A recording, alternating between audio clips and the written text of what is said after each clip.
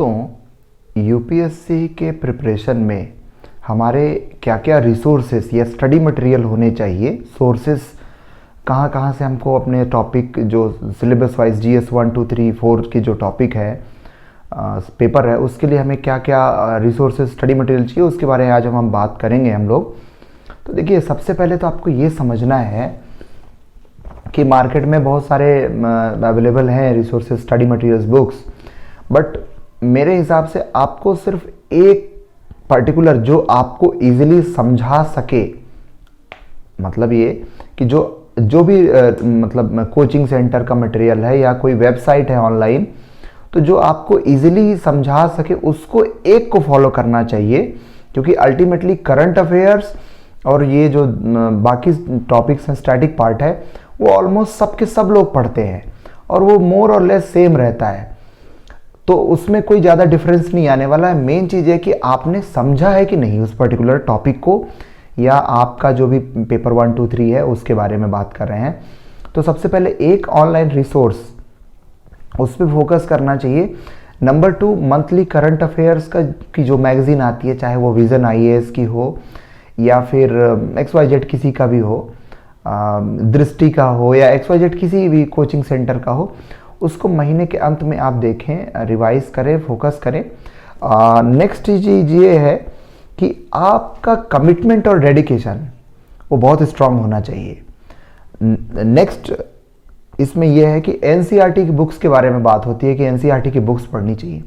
देखिए, मेरा ये कहना है कि एनसीईआरटी की बुक बहुत इंपॉर्टेंट है और उसमें आपको ये फोकस करना है कि what is input output ratio of studying NCERT book, चाहे वो हिस्ट्री हो, ज्योग्राफी हो, पॉलिटी हो, इकोनॉमी हो, what ever may be the subject.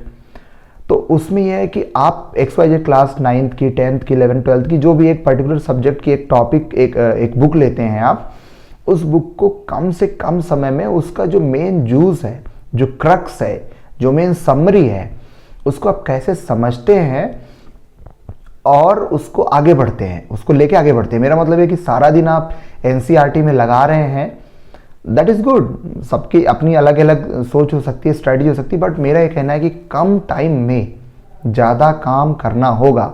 ये हैबिट अगर आपके अंदर डेवलप हो रही है तो आप राइट ट्रैक पे हैं। बिकॉज पिछले 4-5 सालों में मैं कई सीनियर और जूनियर IAS ऑफिसर्स के साथ मुझे काम करने का मौका मिला है और मैंने ये देखा है कि वो बहुत ही स्पेसिफिक रहते हैं, कम टाइम में ज़्यादा काम करना, ज़्यादा डिसीजंस लेने हैं उनको, रहते हैं जनरली। तो आप उसको देखें। दूसरा, मृणाल जी की जो वेबसाइट है या जो उनकी कोचिंग का जो भी वो हेल्प करते हैं स्टूडेंट्स को, उसको आप फॉलो कर सकते हैं।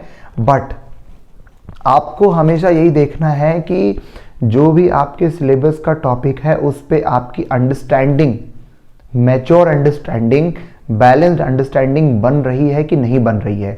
और वो मैच्योर अंडरस्टैंडिंग बनने में जो भी वेबसाइट पर्टिकुलर, एक 2 भी कर सकते हैं, 3 भी कर सकते हैं, आपके ऊपर है कि आप किस स्टेज में, आपका पहला अटेम्प्ट है, सेकंड है, थर्ड है, फोर्थ है, whatever may be the attempt, number of attempt, but आपको उसके हिसाब से फोकस करना चाहिए। बट मेरे हिसाब से कि आपको एक पर्टिकुलर उसमें वेबसाइट या एक स्टडी मटेरियल फोकस करके बार बार रिवाइज करना चाहिए, चीज़ों को समझना चाहिए और फिर उसके हिसाब से आगे बढ़ना चाहिए।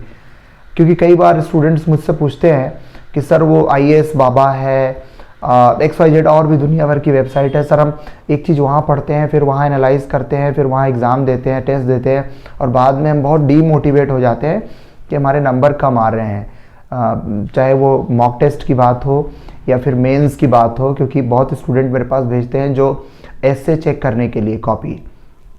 तो मैं आपको फिर से वही कहूँगा कि एक पर्टिकुलर वेबसाइट या कोचिंग या XYZ पर्सन से आप गाइडेंस ले रहे हो तो वहाँ फोकस करिए, स्टिक करिए आप वहाँ पे, और जितना ज़्यादा रिवाइज हो सकता है उस पर करिए। एंड में आपसे यही बात करूँगा कि ये मैटर नहीं करता कि आप कौन सा मटेरियल पढ़ रहे हैं, कहाँ से पढ़ रहे हैं, कौन पढ़ा रहा है। मैटर ये करता है कि आपने उस टॉपिक को कितना समझा है, आप किस उस टॉपिक से रिलेटेड क्या डिसीजन ले रहे हैं। जो भी आपके करंट इवेंट्स हो रही हैं या जो पास्ट में हो चुकी है, हिस्ट्री जो हो चुकी है, उस पर आपकी अंडरस्टैंडिंग क्या है, आप क्या समझ रहे हैं, ठीक है। तो वो इम्पॉर्टेंट है। तो टॉपिक का जो मेन थीम है, जो मेन ऑब्जेक्टिव है सिलेबस का, उसको कवर करने की फोकस करें और वो मटेरियल कहीं से भी मिले। अगर XYZ कोचिंग का या मैगजीन का या ऑनलाइन वेबसाइट का मुझे मटेरियल समझ में आ रहा है तो मैं, मेरा फ्रेंड क्या कर रहा है और क्या कर रहा है, मुझे उससे फोकस नहीं करना चाहिए।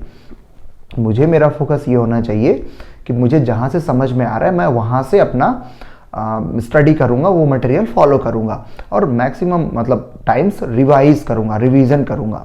ठीक है, सो आप करिए। आपको कुछ क्वेरीज हो, कुछ डाउट्स हो तो आप कमेंट करिए, मुझसे जुड़िए और मैं आपकी जितना हेल्प हो सकता है बिल्कुल करूँगा। ठीक है, थैंक यू।